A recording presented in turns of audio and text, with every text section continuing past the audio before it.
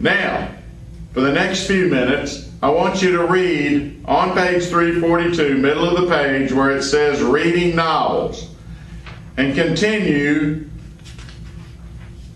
on to page 351, where the third paragraph that starts with the word often. Go ahead and read those few pages. Take about 10 or 15 minutes to do that.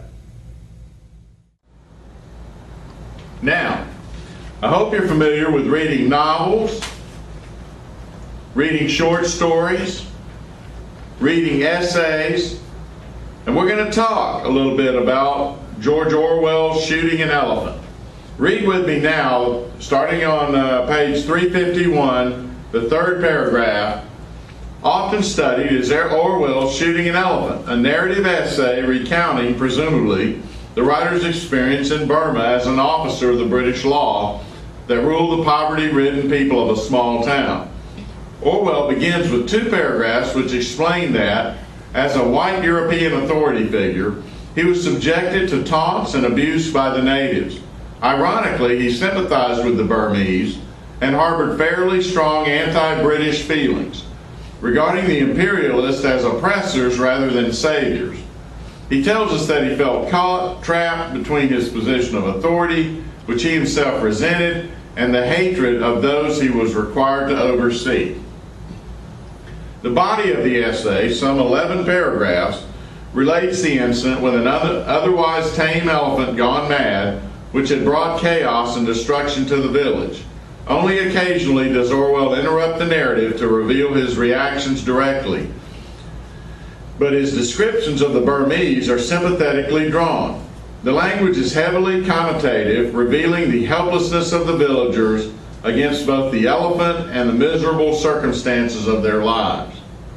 Orwell recounts how, having sent for an elephant gun, he found that he was compelled to shoot the animal, even though its destruction was by now unwarranted and even ill-advised, given the value of the elephant to the village.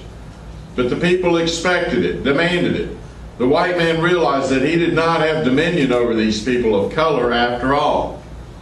They were in charge, not he. To make matters worse, Orwell bungles the murder of the beast, which takes half an hour to die in great agony.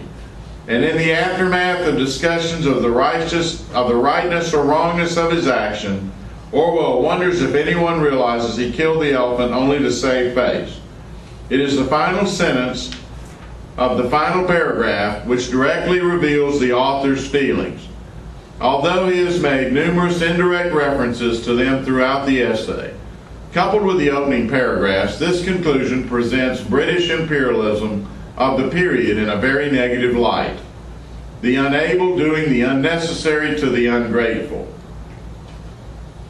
Having discovered Orwell's main idea, we must look at the other elements, voice, style, structure, to see how he communicates it to the reader.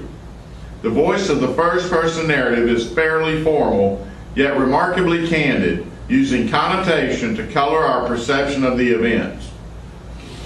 Let's take a look at this essay. At the bottom of page 352, I'd like you to read the essay by Orwell, all of the sentences in the essay, and then I'd like you to answer questions 1, 2, and 3 on page 353. So, now that you've read it, I'd like to read it myself out loud to you. On page 352, Killing an Elephant by Orwell. Line 1.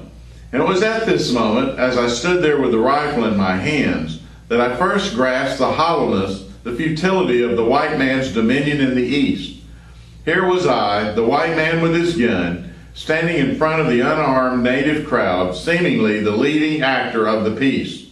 But in reality, I was only an absurd puppet, pushed to and fro by the will of those yellow faces behind. I perceived in this moment that when the white man turns tyrant, it is his own freedom that he destroys. Now on page 353, you should have already completed questions 1, 2, and 3. Let's take a look at number 1. How is the narrator feeling at this moment? Well, we know he's not joyous. I don't think he's contented, arrogant, or resentful. The answer there is number one, uncomfortable. Question 2. What is the setting of the passage?